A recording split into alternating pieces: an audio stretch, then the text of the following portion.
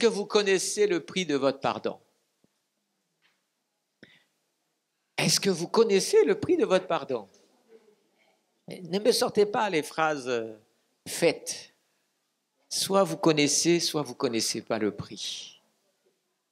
J'aimerais qu'on puisse lire une histoire que Jésus nous raconte dans Matthieu 18 à partir du verset 23 à 35.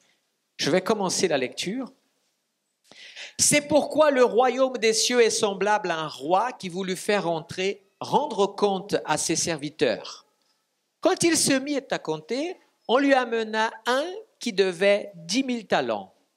Comme il n'avait pas de quoi payer, son maître ordonna de le vendre, lui, sa femme et ses enfants et tout ce qu'il avait, et de payer la dette. Waouh!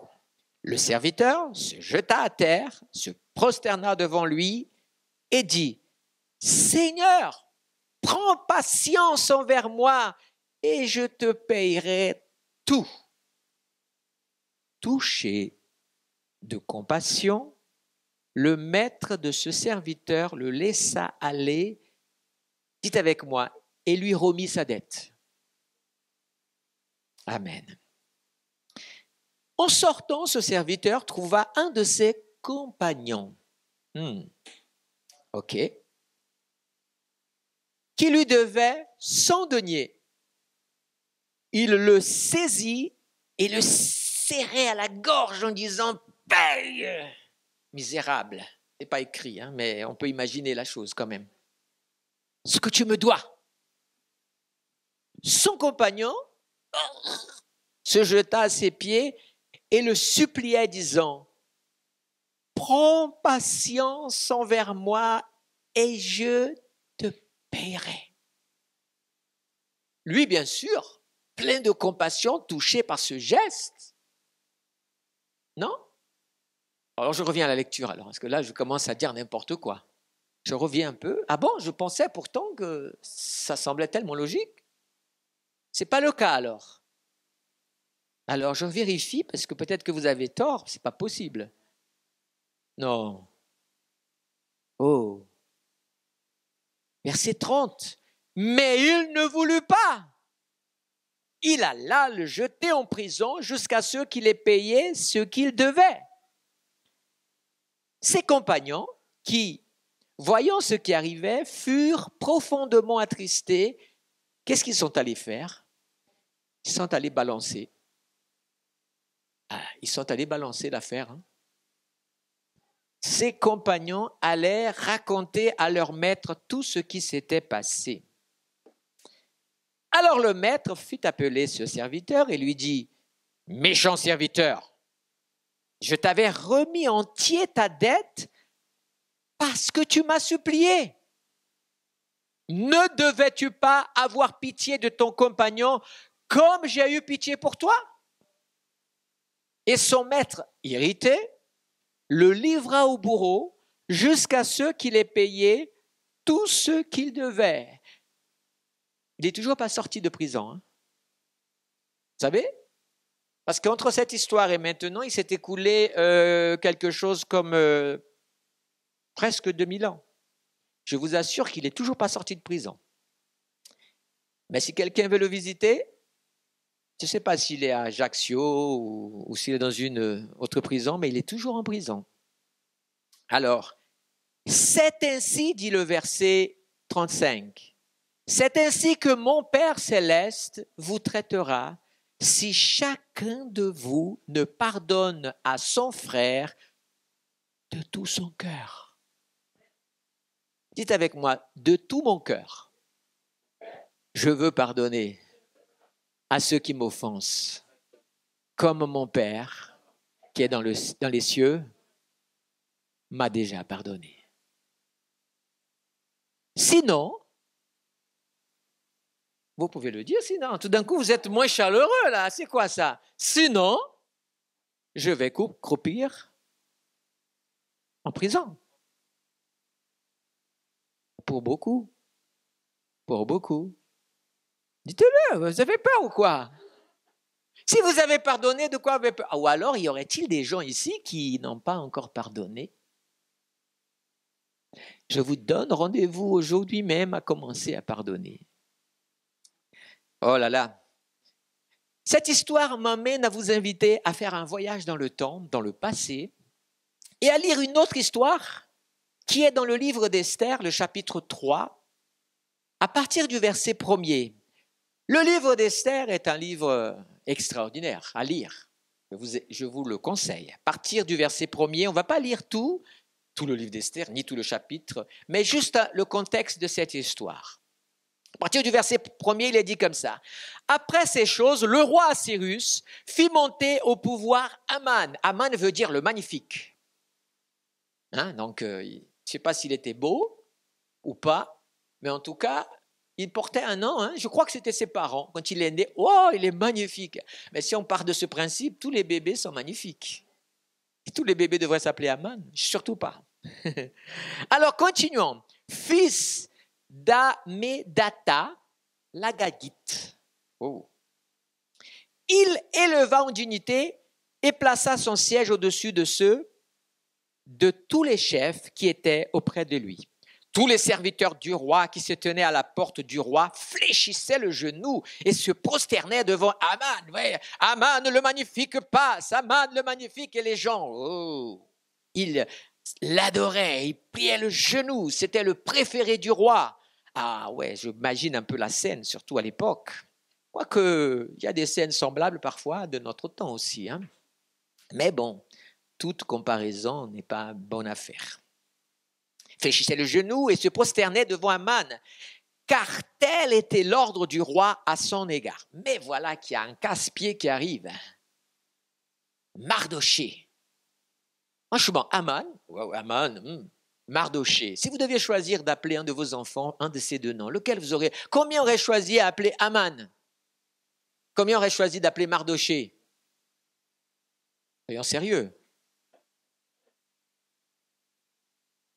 Vous aurez préféré appeler Aman quand même.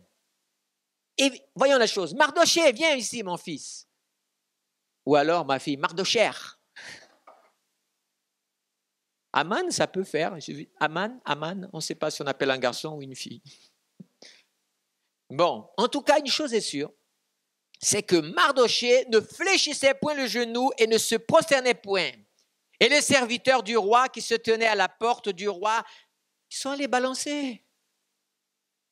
Ils sont allés raconter ça. Tu sais que Mardoché, quand tu passes, il ne s'agenouille pas.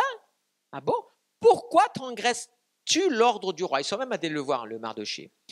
Comme il le lui répétait chaque jour et qu'il ne l'écoutait pas, ils firent le rapport à Aman. Vous voyez, ils sont allés raconter pour voir si Mardoché persistait dans sa résolution, car il leur avait dit qu'il était juif. Alors, et Aman vit que Mardoché ne fléchissait point le genou et ne se prosternait point devant lui. Et là, il fut dans la joie. Il fut rempli de fureur. Vous savez ce qu'il a fait? Alors Aman dit au roi Assuérus. Assuérus ici, c'est Xerxès. Vous cherchez un. Il y a dans toutes les provinces, regardez ce qu'il va dire au roi, dans toutes les provinces de ton royaume, un peuple dispersé et à part parmi les peuples. J'ai remarqué qu'on n'aime pas quand un peuple est à part. On a l'impression qu'on vit dans un monde où tout le monde doit se ressembler. Tout le monde doit faire pareil. Tout le monde doit imiter tout le monde. Si quelqu'un est différent, si quelqu'un est à part, il y a plein d'histoires comme ça. En tout cas, c'est sur cet angle-là qu'il a voulu séduire le roi. Sur cet angle-là, il y a un peuple là qui ne veut pas se mélanger, qui ne veut pas imiter, qui ne veut pas adorer tes dieux, qui ne veut pas se prosterner devant tes dieux. Il y a un peuple qui a choisi d'habiter un peu à côté. Voilà un peu toute l'histoire d'Aman. Et ils sont allés voir, ils ont même dit, ayons des lois différentes de celles de tous les peuples et n'observons point les lois du roi. Et là, il va ajouter maintenant, il va se permettre, mais il se prend vraiment pour le magnifique, parce qu'il va dire au roi, il n'est pas dans l'intérêt du roi de le laisser en repos. Si le roi le trouve bon qu'on écrive l'ordre de les faire périr. Pas moins que ça. Hein. Vous savez, l'orgueil humain est terrible, quoi. Tu as 99 personnes dans la ville qui s'agenouillent devant toi, il y en a un, tu veux le tuer. Il faut que tous m'adorent. Il faut que tous se prosternent devant moi. Waouh! Il faut qu'ils périssent. C'est mieux. Et là, il ajoute, et je pèserai 10 000 talents d'argent entre les mains des fonctionnaires pour qu'on les porte dans le trésor du roi. Waouh! Le roi ôta son anneau de la main et le remit à Aman, fils d'Amadata. On aurait dit un truc d'ordinateur, Data. L'Agagite, ennemi des Juifs. Et le roi dit à Aman, l'argent t'est donné et ce peuple aussi. Fais-en ce que tu voudras. Alors, l'histoire est simple. Aman va préparer un projet de loi, oui, un projet de loi, un édit royal, dans lequel on ne peut pas changer à l'époque. Nous sommes à l'époque quand même des Mèdes et des Perses. Donc une loi Mède-Perse, on ne pouvait pas revenir en arrière. Hein. Daniel pourrait venir monter et témoigner de cette histoire-là. Et dans cette loi, on a choisi un jour particulier, un mois, dans lequel toute personne qui ne ferait pas exactement ce qui devait être fait, devait être exécutée. Mais comme on savait déjà qui était, donc on a carrément dit il faut exécuter tous les Juifs qu'il y a dans toute la région, dans tout le pays. Je vous rappelle que ce roi dominait le monde à ce moment-là de l'époque. 120 provinces. Toute cette région de l'Orient était dominée par ce grand roi. Et ce roi était puissant. Donc on voulait exterminer à cette date-là parce que c'était son désir. Vous savez, Aman, je vais vous faire un clin d'œil de l'histoire. Aman s'appelle l'Agagite. Donc ça veut dire qu'il vient d'Agag. Agag est un roi.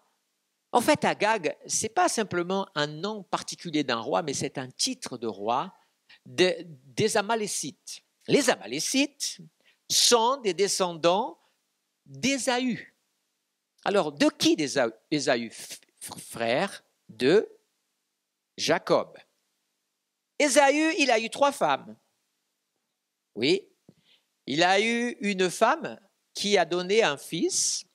Ce fils a eu 3 autres fils avec sa femme, mais avec une concubine, il a eu un autre fils de lui est descendu les Amalécites. Ok? Ésaü a toujours eu envie de tuer Jacob. Ça, c'était connu. Si ce n'était pas la main de Dieu qui était revenue, il aurait exécuté Jacob. Les Amalécites sont devenus un peuple un peu particulier. Dieu en a voulu beaucoup aux Amalécites quand le peuple est sorti d'Égypte, le peuple d'Israël, parce que les premiers adversaires que le peuple d'Israël a trouvés après la sortie d'Égypte, après la traversée donc de la mer des Roseaux, ce furent les Amalécites. Mais les Amalécites, ils ne se sont pas présentés pour faire la guerre. Si vous lisez bien les textes de la parole de Dieu, je crois dans le livre des Nombres, il est dit, même Dieu fait le reproche en disant à Moïse, écoute, les Amalécites, je les en veux parce que non seulement ils se sont opposés à mon peuple, mais en plus, vous savez comment ils faisaient? Ils attaquaient par derrière. Et ils attaquaient les malades, les vieux, les blessés. Et comme ça, jusqu'au jour où, qu'est-ce qui s'est passé? On connaît cette bataille. Et Josué a dû donc prendre la tête d'une armée et aller les affronter pour une bataille dont Moïse levait la main, baissait, vous connaissez ça. C'était les Amalécites. Et oui, c'était eux. C'est un peuple que Dieu avait donné une sentence pour qu'il disparaisse. Des siècles plus tard, on va se trouver avec le premier roi d'Israël, le roi Saül. Alors, j'aimerais vous dire une chose. Saül était fils de Kish. Rien à voir avec l'inventeur de la quiche lorraine. C'est fait, on ne dit plus rien. Fils de Kish, de la tribu de Benjamin. Ça vous va, vous me suivez là? OK? Et donc, ce Saül-là devait tuer un roi qui s'appelait Agag, qui était amalécite, et qui fallait vraiment exterminer. Et le bon vieux Saül n'a pas fait ce qu'il fallait. Et vous connaissez l'histoire, Samuel est arrivé, était mécontent, il a enlevé la royauté de Saül pour la donner à David, tout ça. Samuel a exécuté lui-même Agag, mais il semblerait qu'il y ait un descendant qui est parti de là, puisqu'il n'avait pas tué, il n'avait pas exterminé, et avec tout ce temps-là. Et j'aimerais quand même vous dire comment la Bible a des clins d'œil où il faut regarder. Est-ce que vous voulez, si je vous dis que Mardochée était de la même lignée de famille que Saül, ça vous ne le saviez pas, non? Pourtant, c'est marqué dans Esther. Prenez Esther, ça je ne l'ai pas mis de marquer, mais chapitre 2, verset 5. On a connu la généalogie tout à l'heure d'Aman, regardez la généalogie de Mardochée. Il y avait à Suse, la capitale, un juif du nom de Mardochée, fils de Jaïr, fils de Chiméi, fils de Kish, le Benjamite. Il ne faut pas croire que cette généalogie, c'est la généalogie, c'est un résumé de la généalogie. Donc Mardochée, ou plutôt le roi Saül, était un ancêtre de Mardochée, la même tribu, avec des noms de parents de la même. Donc c'est là où je trouve extraordinaire quand même. C'est que celui qui n'a pas voulu obéir à ce moment à l'ordre de Dieu pour exécuter les Amalécites, va se retrouver un de ses descendants directs sous la mire de quelqu'un qu'il est haï depuis très très longtemps. Une image de Haman, c'est celle du diable. Le diable, il a toujours voulu être adoré. Il a voulu prendre la place de Dieu, je monterai, et comme ça, ils vont m'adorer et tout. Et depuis qu'il a été jeté du ciel et qu'il a été jeté et tout ce qui va avec, qu'est-ce qui se passe? Il a de la haine pour toutes les personnes qui ne se plient pas à sa volonté. Et la Bible dit que le diable est venu pour voler, tuer, égorger. Pourquoi il veut t'égorger? Parce que tu ne veux pas l'adorer. Parce que tu refuses de suivre ses lois, ses commandements et sa stratégie, qui est une stratégie de mort.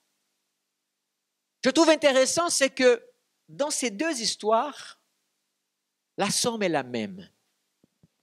10 000 talents. Alors, j'ai fait toujours quelques recherches bibliques et pour ne pas dire de bêtises, j'ai fait une petite liste, je vais vous résumer, mais je vous assure que c'est beaucoup plus long. Le 10 dans la Bible est un chiffre qui représente quelque chose comme le jugement, comme une sentence, comme une fin de quelque chose. Je vais vous donner un exemple, par exemple.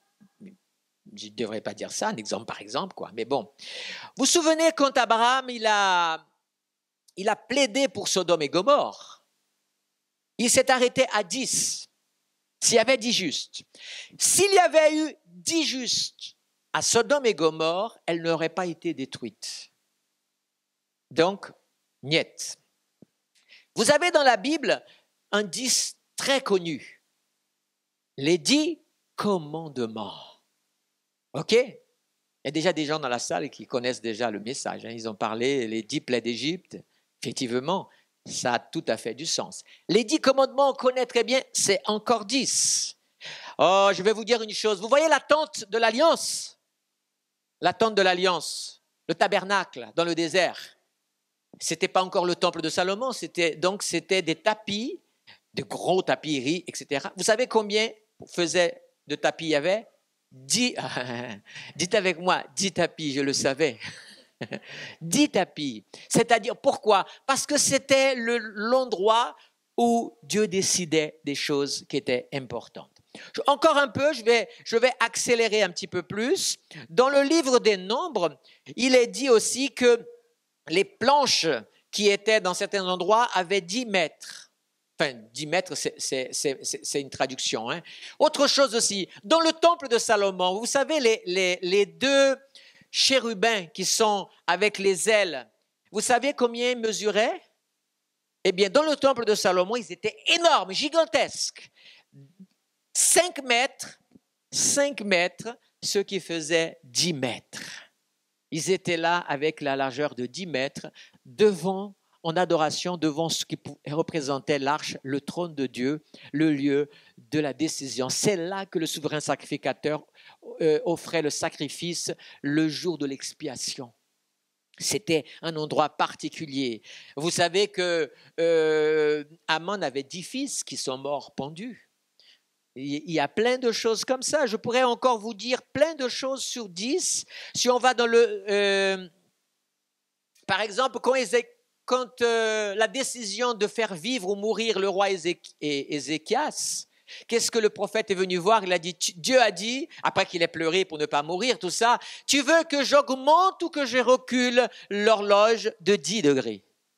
C'est encore un 10. Le 10, finalement, dans ces chiffres, parfois, c'est littéral, comme par exemple quand Abraham dit comme ça, oui, s'il y a 50, 45, etc., là on parle de chiffres réels, donc 10 juste. D'autres fois, c'est figuré. Par exemple, quand Jacob, une fois qu'il est marié avec les deux filles de Laban, à un moment donné, il en a ras-le-bol que Laban le roule, et vous savez ce qu'elles disent? De votre père, ça fait 10 fois qu'il change mon salaire. Ça, c'est au sens figuré. C'est pour dire ça fait quand même 10 fois. Une petite histoire encore, le livre de Ruth. Quand Boaz va prendre la décision de pouvoir prendre, comment elle s'appelle? Ruth, puisque j'ai dit le livre de Ruth. Ruth, pour épouse, et qu'il va décider ça, il va prendre 10 anciens pour les mettre, pour juger l'affaire devant celui qui avait la préférence. Jésus, quand il raconte la parabole des vierges, il choisit des vierges. C'est vrai ou pas? Donc, on fait une dernière comme ça que tout le monde a dû voir. Dans le livre de l'Apocalypse, la bête qui sort, elle a 7 têtes et 10 cornes. Il y a toute une symbolique, mais ce n'est pas le but. Donc, je vous montre pourquoi ce 10 a une importance. Il a une symbolique de décision, de choix important. Mardochée a choisi 2 versets, et ce n'était pas peu, je vous assure, 10 000 talents d'or. C'est énorme. Alors, je reviens ici à mes notes, parce que 10 000 talents d'argent représentaient quelque chose comme 342, c'est énorme, 342 000 kilos d'argent. Soit c'est littéral, ça c'est figuré. Après, ça peut l'être. Mais en tout cas, c'est énorme. Maintenant, je n'oublie pas et je vous amène vers ce que Jésus a parlé. Le diable, Aman, a fixé un prix pour avoir le pouvoir. Ce prix est basé sur le mensonge, sur la tromperie, sur un discours de quelqu'un qui déteste. Donne-moi. C'est une image historique, bien sûr, mais qui a une dimension qu'on peut réfléchir sur l'histoire du péché de l'homme. Un prix à payer. Le diable n'a payé aucun prix, je vous assure tout de suite, puisqu'il a gardé, Aman a gardé tout, il n'a payé aucun prix, mais il a reçu le droit, parce qu'un roi qui ne connaissait pas Dieu s'est laissé séduire par ça. Maintenant, on arrive dans le Nouveau Testament et Jésus parle maintenant d'un autre roi. Ce roi, à la fin de cette histoire, il dit que c'est le Père Céleste. Et le Père Céleste, il arrive un moment où il est dit, il est temps de faire les comptes. Alors, faire les comptes est une expression qui peut s'appliquer à 2 dimensions pour le chrétien. Soit au moment où il part de cette terre, donc il est temps de se présenter devant Dieu et de rendre compte un petit peu Comment va? Est-ce que tu es en débit ou tu es en crédit? Généralement, on est en débit. Hein. Et puis, soit aussi quand on a parlé vendredi sur aussi ce même roi qui est assis et qui rassemble les nations pour qu'il y ait aussi des comptes. C'est Matthieu 25. Ici, cet homme, il doit 10 000 talents d'or. L'équivalent de, tenez-vous bien, pourquoi je vous ai dit qu'il était toujours en prison? 10 000 talents d'or représentaient 60 millions de jours de travail payés, à la hauteur de 300 jours de travail par an, ce qui veut dire 200 000 ans. La Terre, elle a combien d'années? Si on reste dans une chronologie du calendrier, par exemple, hébraïque, on est aux environs de 6 000 ans. Donc la Terre est toute jeune. Après, vous avez d'autres considérations et d'autres... Ce n'est pas le but là-dessus. Mais je veux dire, 200 000 ans, c'était sa dette. Sa famille, tous ses biens n'étaient pas suffisants pour payer. Ça reflète ici l'homme pécheur devant Dieu qui ne peut pas payer la dette. Mais Dieu dit dans les prophètes, je ne peux pas te laisser innocent. Quelqu'un doit payer pour tes péchés. Mais Seigneur, je ne peux pas. Alors qu'est-ce que je fais? Je m'approche de Dieu, je m'humilie devant Dieu, de tout mon cœur. Je dis, Seigneur, je ne sais pas, aie compassion de moi. Dieu manifeste son amour envers nous en envoyant Jésus-Christ, qui a payé pour nous. Et donc, la valeur, 10 000 talents.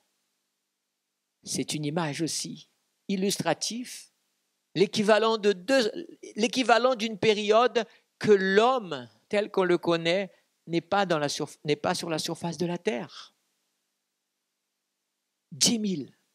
Et laissez-moi vous dire que Aman a payé 10 000 talents d'argent, mais Dieu, ce n'est pas en argent que les choses se passent, c'est en or. Si je reste dans cette réflexion-là, donc ce n'est pas 200 000 ans, mais très souvent, il y a beaucoup de divergences dans les spécialistes sur la question des monnaies et tout ça, et des métaux précieux.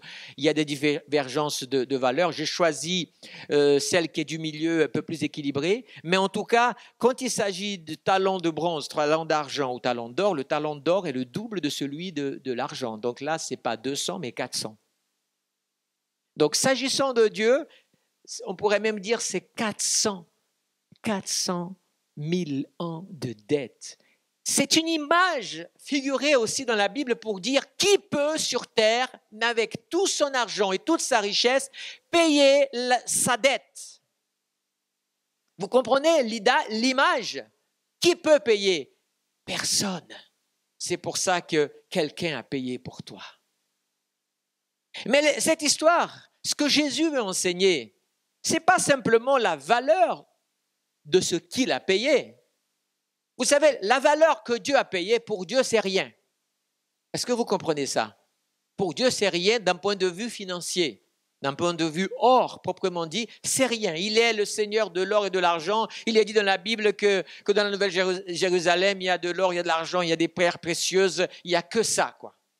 Donc, il est le Seigneur de l'or et de l'argent. Il a tout. Donc, pour lui, c'est rien du tout. Nous, non, c'est différent.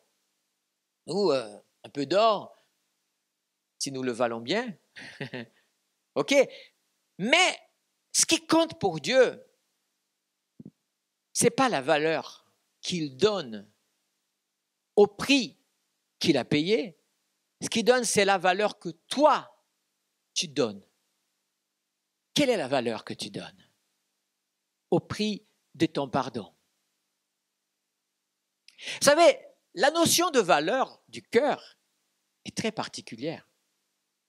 Je prends ici, désolé, ceux qui ont fait, je prends ça et je vais voir ma femme et je dis, chérie, voilà, regarde, notre anniversaire de mariage, cette fleur et cette rose blanche, j'espère lui donner une vraie quand même. Et je lui fais un cadeau à une date précise. Elle prend ça, 2 actions. Elle prend, elle dit, ouais, ok. Une bague, un diamant, quand même, aurait été mieux. Non? J'avoue que vous étiez plus préoccupé par la rose que par moi. Ça, c'est la valeur qu'elle a donnée. Mais elle peut aussi dire, waouh, je vais la mettre, cette rose, là, presque aussi bien qu'avant. Et chaque fois que je regarderai, c'est un symbole pour moi. Ce jour-là, il m'a offert ce cadeau. Et il n'y a pas, dans notre couple, c'est un symbole fort qui marque. 2 €, peut-être, 1,50. Je ne sais pas combien ça coûte. Mais dans mon cœur, ça devient tout l'or du monde. Amen. C'est ça que Dieu cherche à savoir. Quand il sort, cet homme, de la présence du roi, qu'il est pardonné, je vous assure qu'il s'en sort bien. Quand il voit son compagnon, ce n'est pas son serviteur, c'est son compagnon, il faut faire la nuance des choses. C'est son compagnon, quelque part son ami, quelqu'un voilà, d'une relation qui a eu besoin, qui lui a emprunté 100 deniers, l'équivalent de 100 jours de travail. 100 jours de travail, même pas une année, même pas la moitié d'une année, 2 mois et 10 jours. Non, 3 mois. 3 mois et 10 jours. OK? De travail. Et il lui saute à la gorge. Cet homme, son attitude est choquante. Parce que la première chose qui fait que cet homme agit ainsi, c'est que lui n'a pas compris ce qui lui a été fait. La grâce qui lui a été faite. Et celui qui ne comprend pas la grâce qui lui a été faite, comment peut-il manifester la grâce? Celui qui n'a jamais été aimé, qui ne s'est jamais senti aimé, comment peut-il aimer s'il ne sait pas ce que c'est être aimé? Donc Jésus montre au travers de cette histoire combien c'est important d'aimer, de valoriser ce que nous recevons. Et dans le cadre de la dimension de Dieu et de la foi, il a choisi un des choix qui est le plus particulier pour notre existence, c'est le pardon. C'est là où on tique le plus. Hein? Qu'est-ce qu'il m'a fait? Ouais, il m'a fait une petite crasse comme ça. Ouais, je te pardonne, ça va. Mais quand c'est quelque chose de grand, on a plus de mal à pardonner. Je vais vous dire une chose et je vais vous donner un exemple. Le pardon, ce n'est pas simplement envers les autres, hein. C'est envers soi-même. Parfois, on ne se pardonne pas. Cette semaine, j'ai connu une personne, j'ai visité une personne.